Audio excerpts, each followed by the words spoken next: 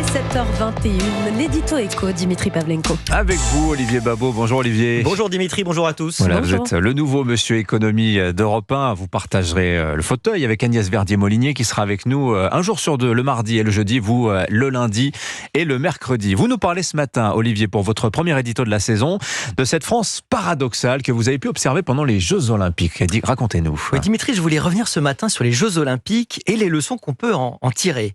Ces JO ont été pour moi, à mes yeux, une expérience paradoxale qui a révélé une nouvelle fois les contradictions dont notre beau pays est pétri. Quelle contradiction avez-vous vue ? Pendant 2 semaines, la France, nous tous, on a applaudi ces athlètes. La France a applaudi ses athlètes, on a vibré avec eux, on s'est réjoui de leur victoire. On a célébré les vertus comme le courage, la ténacité, le dépassement de soi, la force mentale et physique. Est-ce qu'on se rend compte que nous avons célébré pendant 2 semaines tout ce qu'on dédaigne le reste du temps? Souvenez-vous, le premier secrétaire du PS, Olivier Faure, avait fustigé en 2023, je cite, « la tyrannie du mérite ». Qu'a-t-on récompensé d'autres sur les podiums, si ce n'est le mérite? Alors que l'horizon indépassable de beaucoup de nos programmes électoraux semble être la punition des gens qui réussissent, les JO ont montré qu'un autre état d'esprit était possible. Alors oui, les athlètes qui réussissent ont sans doute un don physique, mais celui-ci n'est rien sans le travail. La sueur, les sacrifices, ce travail fait la différence et nous reconnaissons tous que cela légitime qu'on les honore. Et c'est le paradoxe.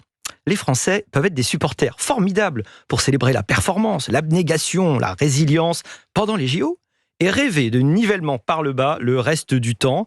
Nous préférons trop souvent nous abandonner à cette passion de l'égalité qui n'est qu'une autre forme de la passion triste qu'est l'envie. Mais est-ce qu'on peut vraiment comparer ce qui se passe dans un stade autour d'une compétition sportive, Olivier, avec ce qui se passe dans l'ensemble de la société ? Alors Dimitri, non et oui. Non, parce qu'évidemment, le but de la société n'est pas d'éliminer les moins bons et de distinguer les premiers. Il est de permettre la meilleure vie possible pour tous. Oui, en revanche, parce que la société tout entière profite de la performance de quelques-uns.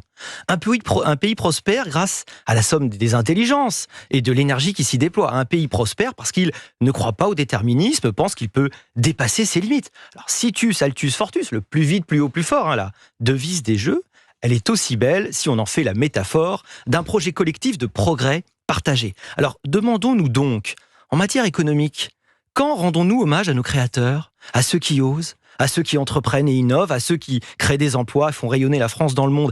Plus largement, il serait urgent de réhabiliter l'irremplaçable levier qui est le mérite. C'est le mérite qui tend le ressort de la société pour la mettre en mouvement. Alors, retenons de ces JO l'unité de la nation autour du drapeau, bien sûr, mais aussi la reconnaissance de toutes les excellences françaises et de ce que notre économie leur doit. Réalisons que la France peut gagner si elle cesse de s'autodéprécier et plus encore, si elle cesse de déprécier le succès. Voilà, une déclaration d'amour à la France et au mérite, signée Olivier Babot, nouvelle signature Europe 1 en cette rentrée 2024. Merci beaucoup Olivier Babot.